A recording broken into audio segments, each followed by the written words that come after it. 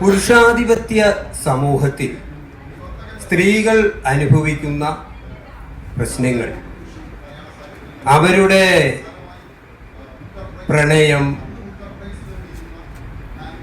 രതി, വിഷാദം, ഇതൊക്കെയാണ് പൊതുവെ പെൺകഥകളുടെ മുഖമുദ്രയായി പരാമർശിച്ചു വരുന്നത്. എന്നാൽ അതുമാത്രമല്ല പെൺകഥകളുടെ വിഷയം എന്ന് നമുക്കറിയാം. ജനാധിപത്യത്തെ നിർവചിക്കുന്നത് പോലെ തന്നെ പെൺകഥയെ നമുക്ക് പെണ്ണെഴുതുന്ന, പെണ്ണിൻ്റെ വിഷയങ്ങളെ പ്രതിപാദിക്കുന്ന, പെണ്ണിനു വേണ്ടിയുള്ള എഴുത്ത് എന്ന് പറയുവാനാവില്ല. അപ്പോൾ ആ പശ്ചാത്തലത്തിൽ ഇവർക്ക് ഈ പുരുഷാധിപത്യ സമൂഹത്തിൽ തങ്ങൾ നേരിട്ട, ഇല്ലെങ്കിൽ സ്ത്രീകൾ അഭിമുഖീകരിക്കുന്ന പ്രശ്നങ്ങൾ, അതെങ്ങനെ ആവിഷ്കരിച്ചു, അല്ലെങ്കിൽ അതിൻ്റെയോടുള്ള അവരുടെ കാലം മാറിയതിനനുസരിച്ചുള്ള അവരുടെ സമീപനത്തിൽ വന്ന മാറ്റം എന്താണ് എന്നൊക്കെ പറഞ്ഞുകൊണ്ട് നമുക്ക് ചർച്ച ആരംഭിക്കാമെന്ന് കരുതുന്നു. ഞാൻ വല്ലപ്പോഴും ഒക്കെ കഥകൾ എഴുതുന്ന ഒരാളാണ്. എങ്കിലും എഴുതുന്ന കഥകളിൽ സ്ത്രീപക്ഷമായിട്ട് തന്നെ എഴുതാൻ ശ്രമിക്കാറുണ്ട്. സ്ത്രീപക്ഷം എന്ന് പറയുന്നത് തീർച്ചയായിട്ടും മനുഷ്യപക്ഷം കൂടിയാണ്. സ്ത്രീപക്ഷത്ത് നിന്ന് എഴുതുക എന്നുള്ളതുകൊണ്ട് അർത്ഥമാക്കുന്നത് സ്ത്രീകളെ എല്ലായ്പ്പോഴും ന്യായീകരിച്ചുകൊണ്ടും വെള്ളം തേച്ചുകൊണ്ടും അങ്ങനെ ആ ഒരു രീതിയിൽ എഴുതുക എന്നുള്ളതല്ല. സ്ത്രീപക്ഷത്ത് നിന്ന് എഴുതുക, സ്ത്രീ കടന്നു പോകുന്ന മാനസിക വ്യാപാരങ്ങൾ, അവരുടെ സാഹചര്യം, ഞാനൊരു സ്ത്രീ ആയതുകൊണ്ട് കൂടിയാവാം അത്തരത്തിലുള്ള പരിസ്ഥിതികളും ഒക്കെയാണ് എനിക്ക് കൂടുതൽ പരിചയം എന്നുള്ളത് കൊണ്ട് ആ രീതിയിലുള്ള കാഴ്ചപ്പാടുകളും അന്തരീക്ഷങ്ങളും എൻ്റെ കഥകളിൽ കൂടുതലായി കടന്നു വരാറുണ്ട്. തനിക്ക് നേരെ ഉണ്ടാകുന്ന ആ ഒരു അടിച്ചമർത്തലുകൾ അല്ലെങ്കിൽ അന്യായങ്ങൾ, അതിന് നേരെ ഒരു ശബ്ദമുയർത്തുക എന്നുള്ളത് ഒരു അസാധ്യമായ ഒരു സംഭവമായിരുന്നു. ഒരുപക്ഷെ അതുകൊണ്ടാവാൻ ഞാൻ എഴുത്തിലേക്ക് തിരിഞ്ഞതും എഴുത്തിലൂടെ എൻ്റെ റെസ്പോൺസസ് അല്ലെങ്കിൽ എനിക്ക് പറയാനുള്ളത് പറയാൻ ഞാൻ ശ്രമിച്ചു തുടങ്ങിയത്. അപ്പോൾ തീർച്ചയായിട്ടും ഒരു സ്ത്രീ എന്ന നിലയിലുള്ള എൻ്റെ അനുഭവങ്ങൾ എൻ്റെ എഴുത്തിലും അതുകൊണ്ട് തന്നെ കടന്നു വന്നിട്ടുണ്ട്. എല്ലാവരും എന്നോട് എഴുതി തുടങ്ങിയ സമയം ഇപ്പോഴും ചിലപ്പോഴൊക്കെ പറയാറുണ്ട്, സിത്താര വളരെ ബോൾഡായിട്ടുള്ള ഒരു റൈറ്ററാണെന്ന് പറഞ്ഞിട്ടുണ്ട്. അത് ശരിയാണ് തെറ്റാണെന്നൊന്നും എനിക്കറിയില്ല, പക്ഷെ ആ രീതിയിലുള്ള റെസ്പോൺസുകൾ എനിക്ക് കിട്ടിയിട്ടുണ്ട്.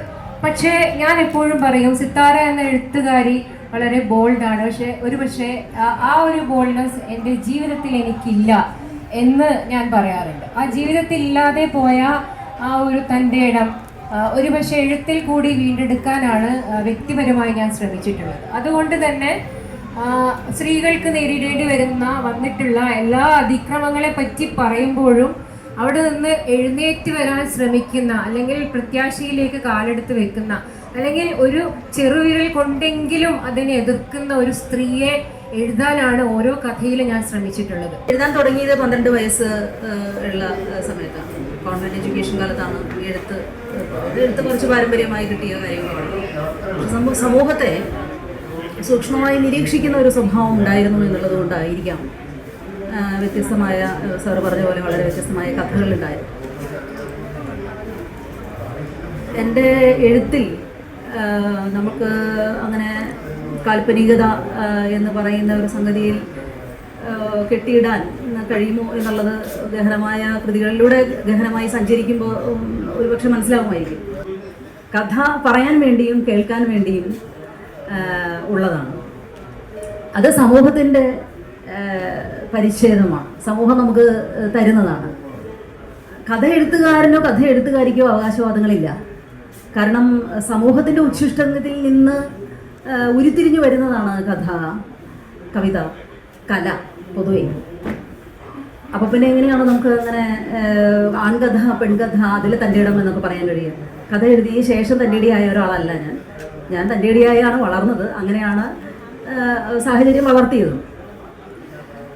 എഴുത്തിലെ കാൽപ്പനികത എന്ന് പറയുന്നതിൽ ഉള്ള ഒരു പ്രതിഷേധം രേഖപ്പെടുത്തിക്കൊണ്ട് തന്നെ കഥകളെ വളരെ ഗൗരവമായി നമ്മൾ എഴുതുന്നു എന്നും പറയാൻ പറ്റില്ല, ഗൗരവമില്ലാതെ എഴുതുന്നു എന്നും പറയാൻ പറ്റില്ല. കാരണം കഥ സംഭവിക്കുന്നതാണ്. നമ്മുടെ മനസ്സിലൊരു വിഷയം രൂപപ്പെടുകയും നിങ്ങൾക്ക് എല്ലാവർക്കും അറിയുന്നത് പോലെ തന്നെ ഇപ്പോൾ തന്നെ മുന്നിൽ ഇരിക്കുന്ന കസേരകൾ കാര്യമായിരിക്കുന്നു. സ്ത്രീകൾക്ക് വേണമെങ്കിൽ മുന്നിലേക്ക് വന്നിരിക്കാം. സ്ത്രീകൾ അങ്ങനെ വന്നിരിക്കാത്ത ഈ 2025-ലും എൻ്റെ കഥകൾ സ്ത്രീകൾക്ക് വേണ്ടി സംസാരിച്ചിട്ടുണ്ട്, സ്ത്രീകളുടെ വികാരങ്ങൾക്ക് വേണ്ടി സംസാരിച്ചിട്ടുണ്ട്. സ്ത്രീയുടെ മനോരാജ്യം എന്ന് പറയുന്ന കഴിഞ്ഞ ആഴ്ച മുതൽ പ്രസിദ്ധീകരിച്ച ആ കഥയ്ക്ക് കിട്ടിയ പ്രതികരണങ്ങൾ എന്ന് പറയുന്നത് വളരെ വ്യത്യസ്തമായ പ്രതികരണമായിരുന്നു. അതുവരെ ഞാൻ എൻ്റെ വായനക്കാരിൽ നിന്ന് കിട്ടാത്ത റെസ്പോൺസാണ് എനിക്ക് അതിൽ നിന്ന് കിട്ടിയത്. അത് കാൽപ്പനികമാണോ എന്ന് ചോദിച്ചാലല്ല. അപ്പോൾ നമ്മൾ ഉപയോഗിക്കുന്ന ഭാഷ സ്ത്രീ എഴുതുമ്പോൾ അത് കാൽപ്പനികതയാണ് എന്ന് പറയുന്നതിൻ്റെ പ്രശ്നമാണത്. അവിടെ നമ്മൾ ഈ മാധവക്കുട്ടിയുടെ ജിന്ന് നമ്മളെ ആക്രമിക്കുന്നു എന്നുള്ളതാണ്. അത് ശരിയായ കാര്യമല്ല. പെണ്ണെഴുത്തിൻ്റെ തൻ്റെ ഇടമാണ് ഈ സെഷൻ്റെ വിഷയം. പെണ്ണെഴുത്തിൻ്റെ സ്വാതന്ത്ര്യം, പെണ്ണെഴുത്തിൻ്റെ ഇടങ്ങൾ. എഴുത്തിൽ വളരെയധികം മാറ്റങ്ങൾ ഈ ഒരു കാലഘട്ടത്തിൽ വന്നിട്ടുണ്ട്. ഒരു ഘട്ടത്തിൽ സരസ്വതി അമ്മയുടെ അല്ലെങ്കിൽ ലളിതാംബിക അന്തർജനത്തിൻ്റെയൊക്കെ കാലത്ത് വീട്ടകങ്ങളിലെ ബന്ധങ്ങളിലേക്ക് സംഘർഷങ്ങളായിരുന്നു പ്രധാനപ്പെട്ട വിഷയം. കഥ ശൂന്യതയിൽ നിന്നുണ്ടാകുന്നതല്ല, കഥ സൃഷ്ടിക്കപ്പെടുന്നത് നമ്മുടെ ചുറ്റുപാടുകളിൽ നിന്ന് തന്നെയാണ്. അന്നത്തെ ചുറ്റുപാടിൻ്റെ കഥകളായിരുന്നു അത്. ഇന്നും സ്ത്രീകൾക്ക് രാഷ്ട്രീയമില്ലേ, അല്ലെങ്കിൽ പരിസ്ഥിതിയോ ലോകത്ത് സംഭവിക്കുന്ന മറ്റു കാര്യങ്ങളോ സ്ത്രീകളെ സ്വാധീനിക്കുന്നില്ല. പലപ്പോഴും ആലോചിച്ചിട്ടുള്ളൊരു വിഷയമാണ്. വിഷാദം, ഏകാന്തത, പ്രണയം, രതി, ശരീരമെഴുത്ത്, ഇതൊക്കെ മാത്രം ആണോ സ്ത്രീകൾ എഴുതുന്ന വിഷയങ്ങൾ? കുറച്ച് വർഷങ്ങൾക്ക് മുൻപ് എൻ്റെ ഒരു പുസ്തകത്തിൻ്റെ പ്രകാശന സമയത്ത് ആ പുസ്തകത്തിനകത്ത് സ്ത്രീപക്ഷം എന്ന് പറയാവുന്ന ഒരൊറ്റ കഥയാണ് സത്യത്തിലുള്ളത്. അത് പ്രകാശനം ചെയ്യുന്ന സമയത്ത് നടന്ന പ്രസംഗങ്ങളിൽ പുരുഷന്മാരായിരുന്നു പ്രസംഗിച്ചിരുന്നത്. മൊത്തം പെണ്ണെഴുത്ത്, ശരീരമെഴുത്ത്, ഇത് ആവർത്തിച്ചുകൊണ്ടേയിരുന്നു. സത്യത്തിൽ ഒരൊറ്റ കഥ മാത്രമാണ് സ്ത്രീപക്ഷമായിട്ട് അതിനകത്തുണ്ടായിരുന്നത്. അപ്പം അത് മുൻകൂട്ടി നിശ്ചയിക്കപ്പെട്ട ഒരു ചിന്തയാണ്. സ്ത്രീകൾ എഴുതുന്നത് ഇതൊക്കെ തന്നെയായിരിക്കും. നമ്മുടെ സാമൂഹ്യ നിലപാട് കൂടെ വ്യക്തമാക്കുന്നുണ്ട്. പ്രത്യേകിച്ചും കഥകളിലൂടെ നമുക്കത് വളരെ വ്യക്തമായിട്ട് സാധിക്കും. സാറിവിടെ പുരുഷാധിപത്യ സമൂഹം എന്ന വാക്കാണ് ഉപയോഗിച്ചത്. ഞാനതിനെ ആധിപത്യ സമൂഹം എന്ന് മാറ്റി പറയാണ്. ഏത് ബന്ധങ്ങൾ എടുത്തു നോക്കിക്കഴിഞ്ഞാലും, അത് വീട്ടകങ്ങളിലാണെങ്കിലും ഏതുതരം ബന്ധങ്ങളും, രാഷ്ട്രീയത്തിലാണെങ്കിലും എവിടെയും നോക്കിക്കഴിഞ്ഞു കഴിഞ്ഞാൽ നമുക്ക് കാണാൻ സാധിക്കുന്നത് ആധിപത്യമുള്ളതും അതില്ലാത്തതുമായിട്ടുള്ള രണ്ട് വിഭാഗങ്ങൾക്കിടയിലെ സംഘർഷമാണ്. ഇത് എല്ലാ ബന്ധങ്ങളിലും ഉണ്ട്. സ്വാഭാവികമാണത്. സ്ത്രീകളുടെ ജീവിതത്തിലും അങ്ങനെ ഒരു സംഗതിയുണ്ട്.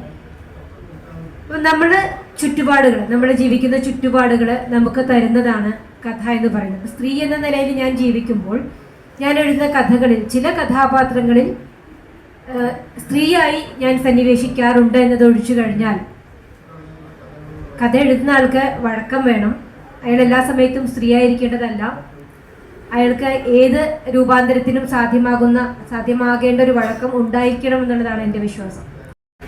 രാഷ്ട്രീയം, ജാതി, ഇങ്ങനെയുള്ള ഒരുപാട് വിഷയങ്ങൾ നമ്മൾ കൈകാര്യം ചെയ്തു കഴിഞ്ഞാലും ഇത് മുഴുവൻ പെണ്ണെഴുത്ത് എന്നൊരൊറ്റ സംഖ്യയിൽ ഒതുക്കിക്കളയുക എന്ന് പറയുന്ന ഈ ഒരു മനോഗതി, അത് ആരുടെ ചിന്തയാണ് എന്നുള്ളതാണ് എനിക്ക് ഈ ഒരു വേദിയിലിരിക്കുമ്പോൾ ചോദിക്കാനുള്ള പ്രധാനപ്പെട്ട ചോദ്യം. ഇതിൻ്റെ ഒരു തുടർച്ച പോലെ നമുക്ക് പറയാൻ കഴിയും. ലളിതാംബിക അന്തർജനത്തിൻ്റെ കഥകൾ, സരസ്വതി അമ്മയുടെ കഥകൾ, അങ്ങനെ അങ്ങനെ വന്ന് ബഷീറിൻ്റെ കഥകൾ, വടുതലയുടെ കഥകൾ, പട്ടത്തുപിള്ളയുടെ കഥകൾ, എം സുകുമാരൻ്റെ കഥകൾ, ഈ കഥകളെല്ലാം അതത് കാലത്തെ അടയാളപ്പെടുത്താനായിട്ടാണ് ഉപയോഗിച്ചിട്ടുള്ളത്. ഞാൻ ജീവിക്കുന്ന കാലത്തെ സ്വാഭാവികമായി ഞാനും എൻ്റെ എഴുത്തിലൂടെ അടയാളപ്പെടുത്തുന്നുണ്ടാവും. അത് അബോധ തലത്തിൽ സംഭവിക്കുന്നത് കൂടിയാണ്. ഇങ്ങനെ തന്നെ എഴുതി കളയാം, അല്ലെങ്കിൽ ആ വിഷയത്തെക്കുറിച്ച് സംസാരിച്ചു കളയാം എന്ന ചിന്തയിൽ നിന്നല്ല അതുണ്ടാകുന്നത്, മറിച്ച് അത് അബോധമായി സംഭവിക്കുന്നതാണ്. അസ്വാസ്ഥ്യപ്പെടുന്നുണ്ടെങ്കിൽ, ഈ ചുറ്റുപാടിൽ, ഈ കാലത്തിൽ ഞാൻ അസ്വാസ്ഥ്യപ്പെടുന്നുണ്ടെങ്കിൽ കൃത്യമായിട്ട് നമുക്ക് പറയാൻ കഴിയും, നമ്മുടെ ഏറ്റവും പരമമായിട്ടുള്ള സന്തോഷം എന്ന് പറയാവുന്ന സ്വാതന്ത്ര്യം, അതിനെന്തോ ഒരു അനക്കം അവിടെ സംഭവിക്കുന്നു എന്നുള്ളത്. ഇന്ത്യയെ സംബന്ധിച്ചിടത്തോളം ഓരോ 15 മിനിറ്റിലും ഓരോ 15 മിനിറ്റിലും ഒരു സ്ത്രീ ഏതെങ്കിലും തരത്തിൽ അവഹേളിക്കപ്പെടുന്നത് വീട്ടകങ്ങളിലാവാം, പുറത്താവാം. കണക്കു പ്രകാരം ഓരോ 15 മിനിറ്റിലും ഒരു സ്ത്രീ ഏതെങ്കിലും തരത്തിൽ അപമാനിക്കപ്പെടുന്ന, അവഹേളിക്കപ്പെടുന്ന ഒരു സംവിധാനത്തിലാണ് നമ്മൾ ജീവിച്ചിരിക്കുന്നത്. അപ്പോൾ ഈ ഒരു സംവിധാനത്തിൽ ഇരുന്നു കൊണ്ട് ലോകത്തെ നോക്കി കാണുമ്പോൾ അത് പരിസ്ഥിതിയാവാം, രാഷ്ട്രീയമാവാം, ജാതിയാവാം, മതമാവാം, സ്വാഭാവികമായും അതിനകത്ത് ഒരു പെൺകാഴ്ച ഉണ്ടാകുന്നു എന്നുള്ളതൊഴിച്ച് നമ്മൾ എഴുതുന്നതെല്ലാം പെൺകഥകളല്ല, മറിച്ച് എഴുത്തിലെ തൻ്റെ ഇടം എന്ന് മാറി വരും. ആ ഒരു കാലമാണ് ഞാനും സ്വപ്നം കാണുന്നത്. എഴുതി തുടങ്ങിയ ആ ഒരു സമയത്ത് എൻ്റെ കഥകളെ പറ്റി ചിലരൊക്കെ അങ്ങനെ പറയുകയുണ്ടായിട്ടുണ്ട്. അതുവരെയുള്ള ചട്ടക്കൂടുകളെ ലംഘിച്ചുകൊണ്ടാണ് സിതാര കഥ എഴുതുന്നത് എന്നുള്ള രീതിയിൽ. സത്യസന്ധമായി പറയുകയാണെങ്കിൽ ഞാൻ ആ എഴുതി തുടങ്ങിയ ആ ഒരു സമയത്തൊന്നും എനിക്ക് അതുവരെയുള്ള കഥകളൊക്കെ ഞാൻ വായിക്കാറുണ്ട്, എഴുത്തുകാരെ ഇഷ്ടമാണ്. അതല്ലാതെ ഫെമിനിസത്തെക്കുറിച്ചോ അതിൻ്റെ നിരവധി വ്യാഖ്യാനങ്ങളെക്കുറിച്ചോ അത് ഏതൊക്കെ രീതിയിലാണ് ഓരോ ഇടങ്ങളിൽ വർക്ക് ചെയ്തത് എന്നതിനെ കുറിച്ചോ എനിക്ക് വലിയ കാര്യമായ ധാരണകളൊന്നും ഉണ്ടായിരുന്നില്ല. ഞാൻ എൻ്റെ മനസ്സ് പറഞ്ഞതുപോലെയാണ് അന്ന് എഴുതിയത്. ഇന്ന കാര്യങ്ങൾ എഴുതണം എന്ന് വിചാരിച്ചിട്ട് ആ സമയത്ത് ഞാൻ എഴുതിയിട്ടില്ല. എങ്കിലും ചില സമയങ്ങളിലൊക്കെ സ്ത്രീകൾ മുമ്പ് എഴുതാതിരുന്ന അല്ലെങ്കിൽ ഞാൻ വായിച്ച് കാണാതിരുന്ന ചില പ്രത്യേക വിഷയങ്ങളെ കുറിച്ച് അതെന്തുകൊണ്ട് എനിക്ക് എഴുതിക്കൂടാ എന്ന ചിന്തയിൽ ഞാൻ മനഃപൂർവ്വമായിട്ടുള്ള ചില ശ്രമങ്ങൾ ചില പ്രത്യേക വിഷയങ്ങളെ ഇൻക്ലൂഡ് ചെയ്തുകൊണ്ട് ചെയ്തിട്ടുണ്ട്. അത് മേ ബി അത് എൻ്റെ ഒരു ഫെമിനിസ്റ്റിക് അപ്രോച്ച് ആയിരുന്നിരിക്കാം എൻ്റെ കഥകളിൽ. അതങ്ങനെയാണോ എന്ന് എനിക്കറിയില്ല. അത് ഇപ്പോൾ തിരിഞ്ഞു നോക്കുമ്പോൾ എനിക്ക് അങ്ങനെയാണ് തോന്നുന്നത്. കുട്ടി എന്നുള്ള നിലയിൽ അല്ലെങ്കിൽ ഒരു മനുഷ്യൻ എന്നുള്ള നിലയിൽ മറ്റുള്ളവർ പറയാത്തത്, അത് ആണാവട്ടെ പെണ്ണാവട്ടെ, മറ്റുള്ളവർ പറയാത്തത് എന്തെങ്കിലും പറയണം. അതെനിക്ക് ഓരോ എഴുത്തുകാരിക്കും ഓരോ എഴുത്തുകാരനുമുള്ള ആഗ്രഹമാണ്. മറ്റുള്ളവർ പറയാത്തത്, മറ്റുള്ളവർ ഇതുവരെ എഴുതാത്തത് വ്യത്യസ്തമായ രീതിയിൽ എഴുതണം എന്നുള്ളത് ഓരോ എഴുത്തുകാരിയുടെ ആഗ്രഹമാണ്. ആ ഒരു ആഗ്രഹം അന്നും എനിക്കുണ്ടായിരുന്നു. ഒരു പെൺകുട്ടിയുടെ ജീവിതത്തിൽ ഉണ്ടായിട്ടുള്ള ഒരു സംഭവം, അതിനോട് അവൾ എങ്ങനെ പ്രതികരിച്ചു എന്നതാണ് ഞാനൊരു കഥയായിട്ട് എഴുതിയത്. അതായിരിക്കണം, അതൊരു മുദ്രാവാക്യമല്ല, അത് ഒരാളുടെ ജീവിതത്തിലെ ഒരു മൊമെന്റ് മാത്രമാണ്. ആ ഒരു പെൺകുട്ടി പ്രതികരിച്ചതുപോലെ ആയിരിക്കില്ല ഒരുപക്ഷെ ഞാൻ പ്രതികരിച്ചിട്ടുണ്ടാവും. ഒരുപക്ഷെ അങ്ങനെ ആയിരിക്കില്ല ഇവിടെയുള്ള മറ്റൊരു സ്ത്രീ പ്രതികരിക്കുക. അത് തീർച്ചയായിട്ടും ആപേക്ഷികമായിട്ടുള്ളൊരു സംഭവമാണ്. അതുകൊണ്ട് തന്നെ കഥ എന്നുള്ളത് കുറച്ചും കൂടി വൈകാരികമായിട്ട് ബൗദ്ധികമായിട്ടും കാണാനുള്ള ഒരു സംഭവമായി കരുതിയിട്ടാണ് ഞാൻ തീർച്ചയായിട്ടും എഴുതിയിട്ടുള്ളത്. നമ്മളൊരു ചെറിയ കാര്യം പറയാൻ വേണ്ടി ഉപയോഗിക്കുന്ന മാധ്യമമാണ് എന്ന വിചാരം തെറ്റാണ്. ചെറുകഥയിലൂടെ വലിയ കാര്യങ്ങൾ നമുക്ക് ചർച്ച ചെയ്യാൻ കഴിയും. നോവൽ എന്ന് പറയുന്നത് കുറെ കൂടെ വിശാലമായ ക്യാൻവാസിൽ കഥയെയും കഥാപാത്രങ്ങളെയും ഉൾപ്പെടുത്തിക്കൊണ്ട് ദീർഘകാലം നമ്മളുടെ ഉള്ളിൽ കൊണ്ടു നടന്ന ഒരു പ്രമേയത്തെ ദീർഘമായി ആവിഷ്കരിക്കലാണ്. ചിലപ്പോൾ നമുക്ക് നോവൽ തന്നെ തിരഞ്ഞെടുക്കേണ്ടി വരും ആ വിഷയത്തിന്. 4 വരി കവിത എഴുതുന്നത് പോലെ, 2 വരി കവിത നിർത്തുന്നത് പോലെ അങ്ങനെയുമാവാം. നോവൽ ഇപ്പോൾ 2 നോവലുകളെ ഞാൻ എഴുതിയിട്ടുണ്ട്. തിരുമുകൾ ബീഗം എന്ന പണ്ഡിറ്റ് രവിശങ്കറിൻ്റെ നോവലും അദ്ദേഹത്തിൻ്റെ ജീവിതത്തെ ആസ്പദമാക്കി എഴുതിയ നോവലും, കനൽഘട്ട് എന്ന പേരിലുള്ള വൈക്കം സത്യാഗ്രഹത്തിൻ്റെ ശതാബ്ദിയോടനുബന്ധിച്ച് ദക്ഷൻ എന്ന് പറയുന്ന ഒരു എഴുത്തുകാരൻ അവിടെ പ്രസംഗിക്കുകയും വിവാദമാവുകയും ചെയ്യുന്നു. അവിടെ അന്ന് ആണ്ടുകൾക്കപ്പുറം വൈക്കം സത്യാഗ്രഹത്തിൽ പങ്കെടുത്ത ഒരു സ്ത്രീയെ കുറിച്ചാണ് കനൽഘട്ട്. കഥകൾ എല്ലായ്പ്പോഴും വരുന്നത് നമ്മുടെ വ്യക്തി ജീവിതത്തിൽ നിന്നാവണമെന്നില്ല. നമ്മുടെ ജീവിത പരിസരങ്ങൾ, കണ്ടുമുട്ടുന്ന മനുഷ്യർ, കേട്ട അനുഭവങ്ങൾ. ഈ സോഷ്യൽ സൈക്കോളജി പറയുന്ന ഒരു കാര്യം, ഏതോ കാലഘട്ടത്തിൽ സംഭവിച്ചൊരു കാര്യം പോലും ഇന്ന് ജീവിച്ചിരിക്കുന്ന നമ്മുടെ മനോഗതിയെ സ്വാധീനിക്കും എന്ന് പറയാറുണ്ട്. അപ്പോൾ ചിലപ്പോഴൊരു പുസ്തകം വായിക്കുമ്പോഴാവാം, അല്ലെങ്കിൽ ഏതെങ്കിലും മുൻപ് നടന്ന ഏതെങ്കിലും ഒരു സംഭവം കേൾക്കുമ്പോഴാവാം എന്താണ് നമ്മുടെ മനസ്സിനെ വന്ന് സ്പർശിക്കുക എന്ന് നമുക്ക് പറയാനായിട്ട് പറ്റില്ല. കഥയ്ക്കുള്ള ക്യാൻവാസ് നിശ്ചയിക്കുന്നത് എന്താണ് നമ്മൾ എഴുതുന്നത് അല്ലെങ്കിൽ എന്ത് വിഷയമാണോ നമ്മൾ തിരഞ്ഞെടുക്കുന്നത് അതിനനുസരിച്ച് ഭാഷയും അതിനനുസരിച്ച് ക്യാൻവാസും വന്നു ചേരുന്നു എന്നുള്ളതാണ് എൻ്റെ വ്യക്തിപരമായിട്ടുള്ള അനുഭവം. രണ്ട് മനുഷ്യർ, ഒരു ഭാര്യയും ഭർത്താവും, അയാൾ ഭാര്യയെ സാഹിത്യ പരിപാടികൾക്കും മറ്റും കൂടെ കൂട്ടുന്നുണ്ട്. അത് വലിയൊരു ഔദാര്യമാണല്ലോ ആ കാലത്ത്, പ്രത്യേകിച്ചും അതെ. അങ്ങനെ സാഹിത്യ പരിപാടികൾക്കും മറ്റും ഭാര്യയെ കൂടെ കൂട്ടുന്നുണ്ട്. പക്ഷേ ഈ പരിപാടി കഴിഞ്ഞ് ഉറങ്ങി എണീക്കുമ്പോൾ ഭർത്താവിന് കറക്റ്റ് സമയത്ത് ചായ കിട്ടുന്നില്ല. അന്നേരം അയാൾ പറയുന്ന ഒരു ഡയലോഗുണ്ട്, കുറച്ചൊക്കെ സ്വാതന്ത്ര്യം തന്നു എന്ന് വിചാരിച്ച് അത്രയ്ക്കൊന്നും ഏറണ്ട, കുതിരയ്ക്ക് കൊമ്പ് കൂടെ മുളച്ചാൽ എന്താവും കഥ എന്ന് പറയാറുണ്ട്.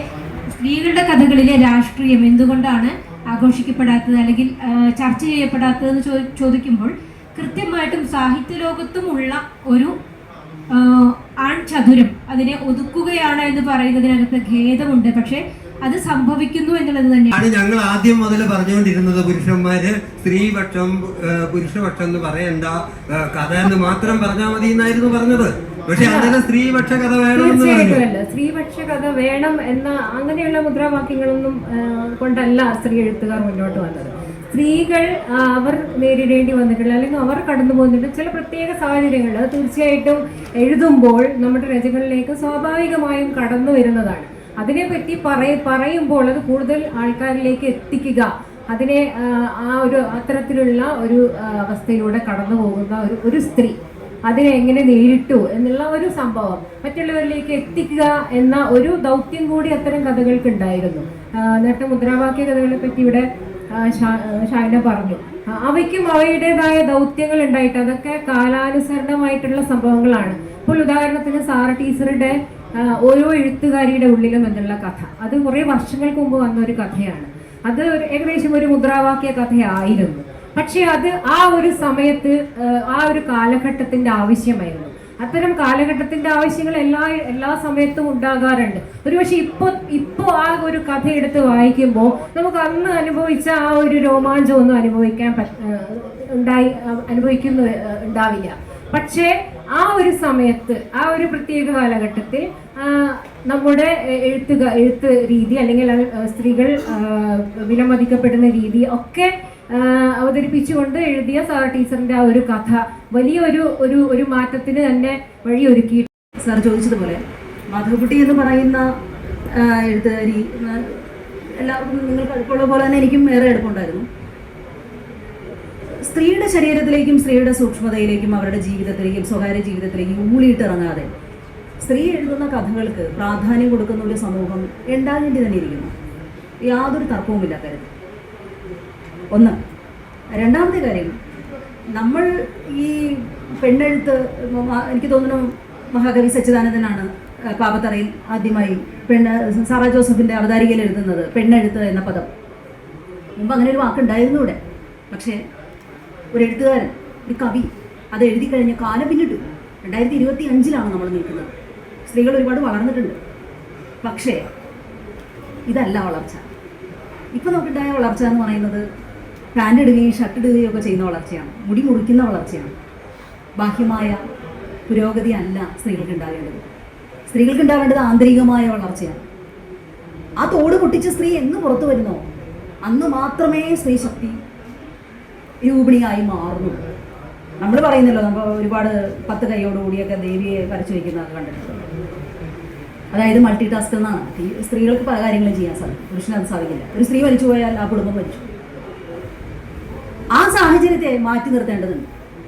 സ്ത്രീയുടെ എഴുത്തെന്ന് പറയുന്നത് അങ്ങനെ കേവലം വൈകാരികമായി കീഴ്പ്പെട്ടു പോകുന്ന തരത്തിലുള്ള വായിച്ചു കഴിഞ്ഞാൽ ഇങ്ങനെ ഇരിക്കണം. നമ്മൾ എഴുതുമ്പോൾ സ്ത്രീ എന്ന് പറയുമ്പോൾ ഇങ്ങനെ ദുഃഖിച്ചിരിക്കുന്ന ആ ദുഃഖപുത്രി എന്നുള്ള കോൺസെപ്റ്റേ മാറി. എഴുത്തിന് വളരെ വ്യത്യാസങ്ങൾ സംഭവിച്ചിട്ടുണ്ട്. എനിക്ക് തോന്നുന്നു കൂടുതൽ വായിക്കുമ്പോൾ, സ്ത്രീയെ കൂടുതൽ വായിക്കുമ്പോൾ, സ്ത്രീ ആയതുകൊണ്ട് മാറ്റി നിർത്തുന്നത് ഷാഹിന പറഞ്ഞ വളരെ ശരിയാണ്. അതായത് മലയാള സാഹിത്യത്തിൽ എന്നല്ല, കലാരംഗത്ത് വന്നാൽ സ്ത്രീ എന്ന് പറയുന്നത് എല്ലാ കാലത്തും കൗതുകപൂർവമായി മാത്രം കാണുന്ന ഷോക്കേസ് പീസ് എന്ന് നമ്മൾ പറയുന്ന അതുപോലെ തന്നെയാണ് ഇന്നും. അതിനും മാറ്റം വരേണ്ടതുണ്ട്. പെണ്ണെടുത്തെന്ന് പറയേണ്ടി വരാത്ത ഒരു കാലം, അല്ലെങ്കിൽ ദളിത് സാഹിത്യം എന്ന് പറയേണ്ടി വരാത്തൊരു കാലം, തങ്ങൾക്ക് വേണ്ടി ശബ്ദമുയർത്തേണ്ടി വരാത്തൊരു കാലം, അതായത് ഒരു മനുഷ്യപക്ഷത്തിൻ്റെ കാലം രാഷ്ട്രീയത്തിലും സാമൂഹിക ജീവിതത്തിലും സാഹിത്യത്തിലും എല്ലായിടത്തും ഉണ്ടാവണം എന്നൊരു ആഗ്രഹമാണ് ഞാൻ മുന്നോട്ട് വയ്ക്കുന്നത്. കഥകളിൽ പൊതുവെ അങ്ങനെയല്ലേ, സ്ത്രീകളിൽ നേരിടുന്ന വെല്ലുവിളികൾ സമൂഹത്തിൽ, അതാണ് കഥകളിലൊക്കെ പൊതുവെ ഞാൻ ചേച്ചിയുടെ കഥകളിൽ വായിച്ചിട്ടുള്ളതൊക്കെ ആ തരത്തിലാണ്. അപ്പം എന്താണ് ഇങ്ങനെ വെല്ലുവിളി എന്നുള്ള ഒരു വിഷയം സ്വന്തം ജീവിതത്തിൽ അങ്ങനെ ഇത്തരം വെല്ലുവിളി നേരിടുന്നതുകൊണ്ടാണോ? പെണ്ണുങ്ങളുടെ ചായപ്പീടിയ ഒരു പ്രത്യേക കഥയായിട്ട് ചോദിച്ചുകൊണ്ട് ഞാൻ പറയാം. റിട്ടയർ ചെയ്യുന്ന ആളുകളെ, റിട്ടയർ ചെയ്യുന്ന പുരുഷന്മാരെ സംബന്ധിച്ചിടത്തോളം അവർക്ക് നല്ലൊരു ചാരുകസേരയുണ്ട്, അവർക്ക് കൃത്യമായിട്ടുള്ള ഒരു ബക്കറ്റ് ലിസ്റ്റ് ഉണ്ട്, യാത്രകളുണ്ട്, പ്ലാനുകളുണ്ട്. ഞാൻ കണ്ടെടുത്തോളം എൻ്റെ കൂടെയുള്ള റിട്ടയർ ചെയ്യുന്ന സ്ത്രീകളുടെ അവസ്ഥ എന്ന് പറയുന്നത് അവർ പിന്നീട് ഒരു കിൻഡർ ഗാർട്ടനാണ്, വേറെ കുട്ടികളെ നോക്കാനുള്ള കിൻഡർ ഗാർട്ടനാണ്. എന്തായാലും വെറുതെ ഇരിക്കില്ല എന്ന് പറഞ്ഞിട്ട് ഒരുപാട് ജോലികൾ, ആശുപത്രികളിലെ ബൈസ്റ്റാൻഡറായിട്ട് നിൽക്കാനായിട്ട്, ഇങ്ങനെ പല പല കാര്യങ്ങൾ, അവർക്ക് ചുമതലകൾ കൊണ്ട് പലരും റിട്ടയർ ചെയ്യേണ്ടിയിരുന്നില്ല എന്ന് പറയുന്ന പല സ്ത്രീകളുണ്ട്. വളരെ സുഖപ്രദമായ ജീവിതം പലർക്കും ഇല്ല എന്നുള്ളതാണ്. അപ്പോൾ ആ റിട്ടയർമെൻറ്റ് കാലത്തുകൂടി, അതായത് ജീവിതത്തിൽ ചെയ്യാനുള്ള എല്ലാ കടമകളും എല്ലാ ചടങ്ങുകളും നിർവഹിച്ച് റിട്ടയർമെൻറ്റിൻ്റെ ഒരു കാലത്ത് ഇരിക്കുമ്പോൾ പോലും ഈ സ്ത്രീകളുടെ അവസ്ഥ ഇങ്ങനെയാണ്.